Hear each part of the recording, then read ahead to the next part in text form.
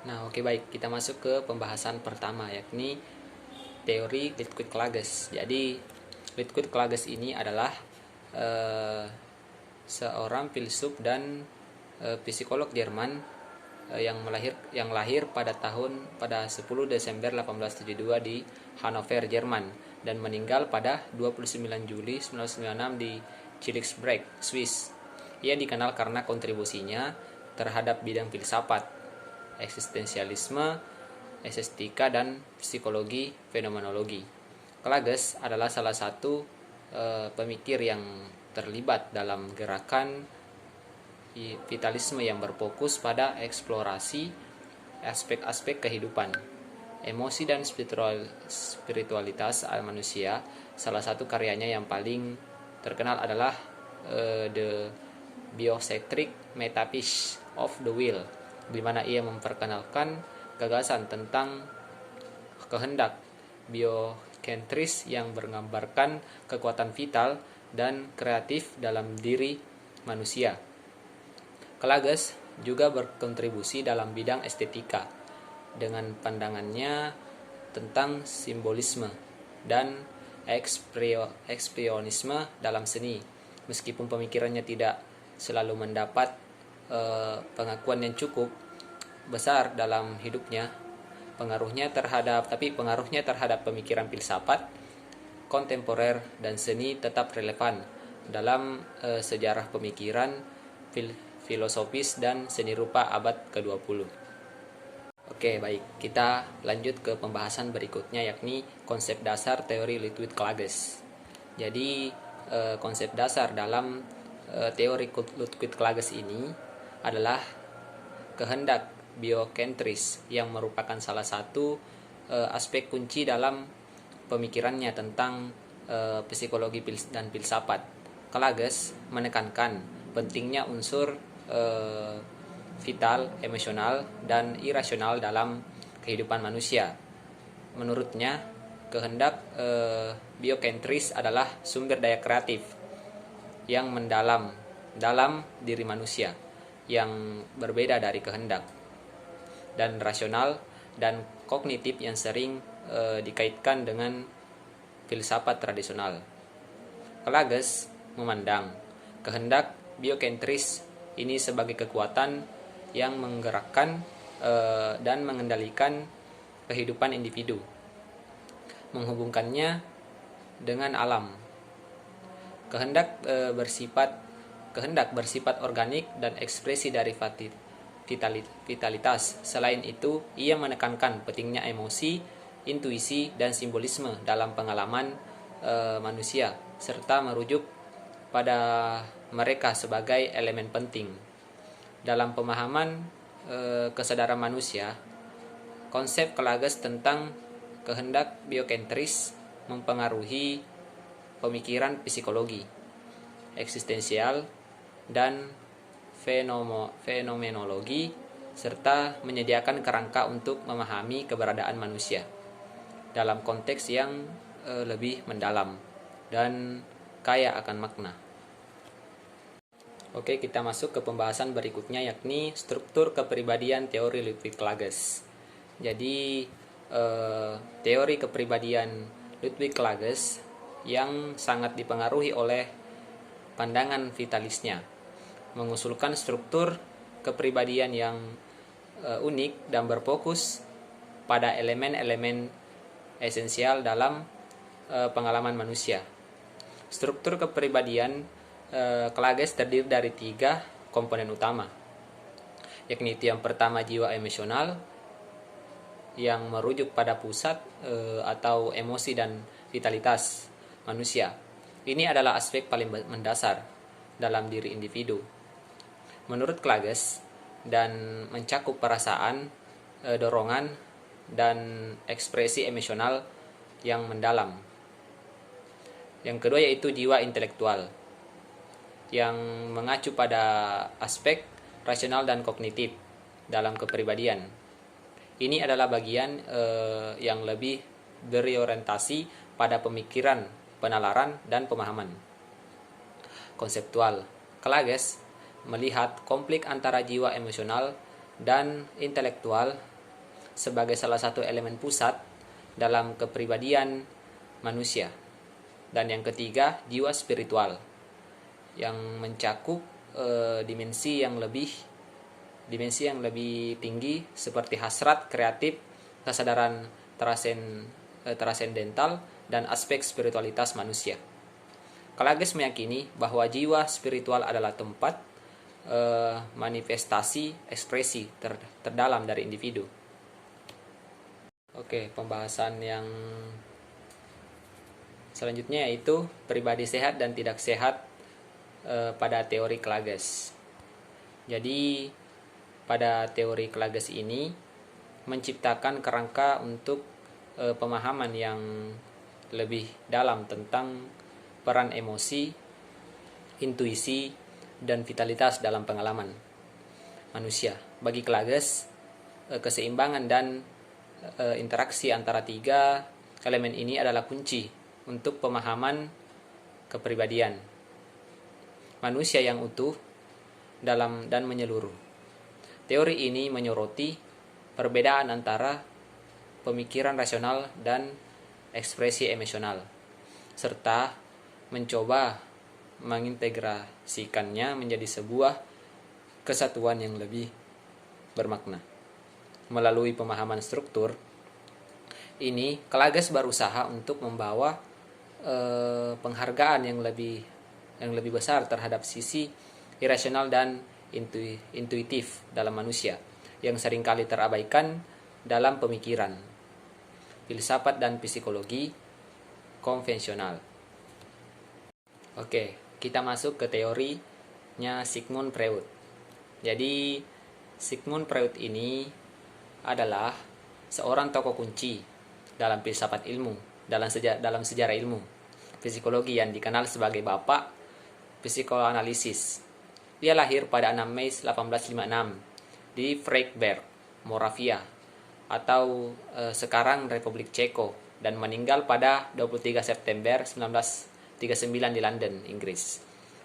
Freud memulai karirnya sebagai dokter dan kemudian mengembangkan teori psikoanalisis yang mengubah pandangan dunia tentang psikologi dan perkembangan manusia. Dalam kontribusinya sangat berpengaruh, Freud mengemukakan bahwa perilaku manusia dipengaruhi oleh dorongan-dorongan bahwa sadar, terutama dalam hal seksualitas dan agresi. Ia juga memperkenalkan konsep penting seperti ide, ego, dan superego, serta teknik-teknik seperti analisis mimpi dan asosiasi bebas untuk memahami pikiran bawah sadar individu. Karyanya telah memberikan dasar yang kuat bagi psikoterapi modern, dan psikoanalisis tetap menjadi landasan bagi banyak pendekatan terapi psikologis yang ada saat ini. Meskipun kontroversial, warisan Freud dalam bidang psikologi tetap signifikan dan terus mempengaruhi pemahaman kita tentang perilaku manusia. Oke, kita masuk ke pembahasan selanjutnya, yakni konsep dasar teori Sigmund Freud. Jadi konsep dasar dalam teori Sigmund Freud yang dikenal sebagai psikoanalisis mencakup beberapa elemen kunci yang membentuk dasar pemahaman perilaku manusia. Pertama, ada konsep id yang merupakan bagian dari pikiran bawah sadar yang penuh dengan dorongan-dorongan primitif dan instiktual, termasuk hasrat, seksual, dan agresi. Selanjutnya, ego. Ego adalah komponen yang berfungsi sebagai mediator antara id dan realitas luar, mencoba memenuhi dorongan-dorongan id dengan cara sesuai dengan norma sosial dan kenyataan. Superego adalah komponen moral yang berisi aturan-aturan internal yang diajarkan oleh masyarakat dan orang tua, dan berfungsi untuk mengendalikan perilaku manusia sesuai dengan nilai-nilai moral. Selain itu, Freud juga mengembangkan konsep penting lainnya, seperti mekanisme pertahanan yang melibatkan mekanisme psikologis yang digunakan individu untuk mengatasi perasaan takut, konflik batin, atau ketidaknyamanan. Beberapa contoh mekanisme pertahanan termasuk represi, proyeksi, sublimasi.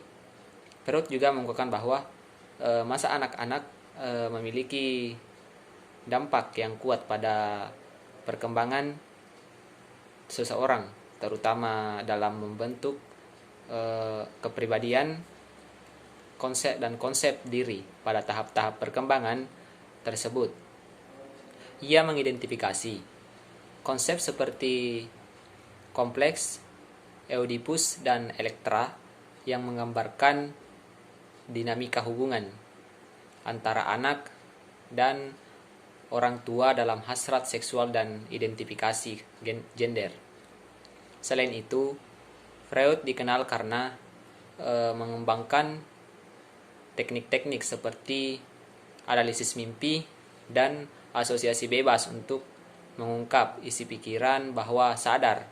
Semua konsep ini membentuk dasar pemahaman dan mendalam tentang psikologi individu. Dan meskipun beberapa aspek teori Freud telah kontroversial dan kontes, ia telah memberikan landasan yang penting bagi perkembangan psikologi modern dan psikoterapi.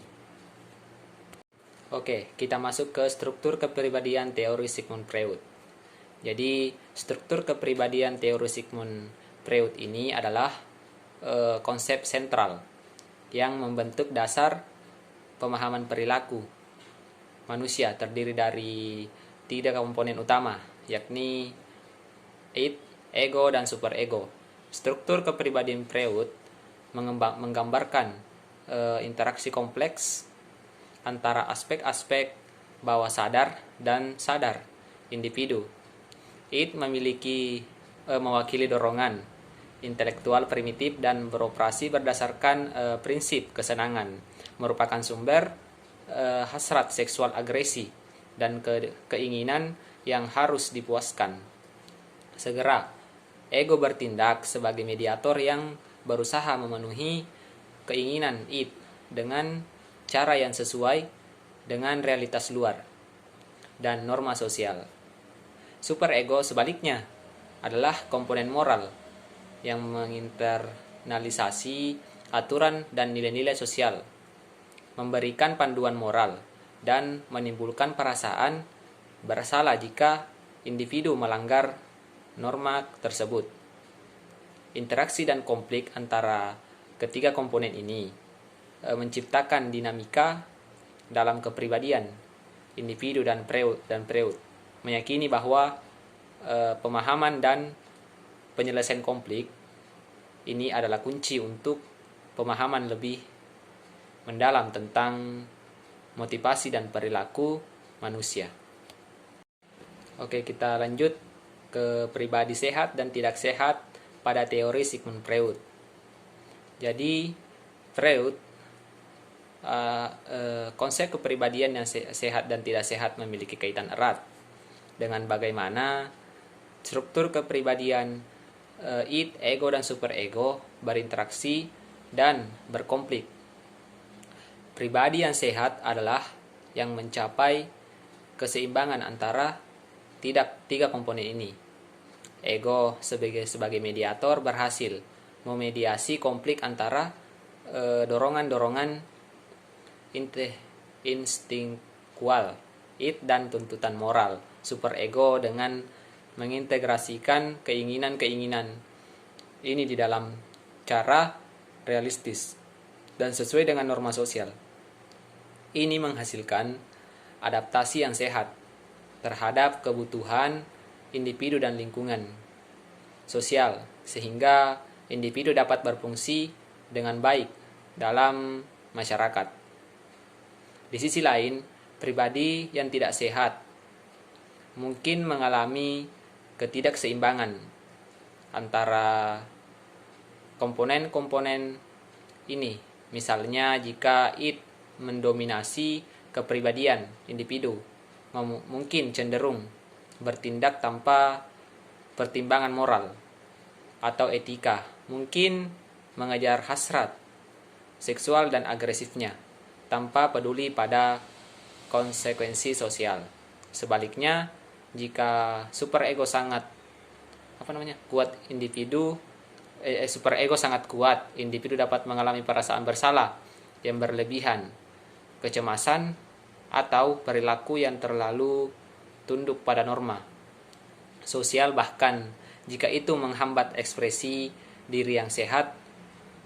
Terlalu banyak konflik antara id dan superego dapat menghasilkan kecemasan dan gangguan mental sementara ketidakmampuan ego untuk menjalankan fungsi mediasi dengan baik dapat menyebabkan ketidakseimbangan psikologis.